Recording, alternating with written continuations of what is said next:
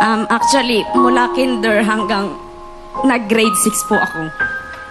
Ganun. Anong ginawa ng school? Pag nagsumbong po kami, pagsasabihan lang po yung classmate ko yung nambubuli sa akin. Tapos, uulit-ulitin lang din po nila. Luis, yung may sinabi sa kanina, alam mo, totoo nangyari sa pamilya namin to.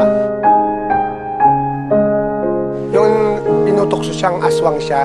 Ang nanay ko dati, talagang tinatawag na aswang. Sabi ko, Nay, ba't ba sinasabing aswang kayo? Alam mo, niyakap lang niya ako ng maigpit. Tapos naiyak siya. Tapos lumipad na siya.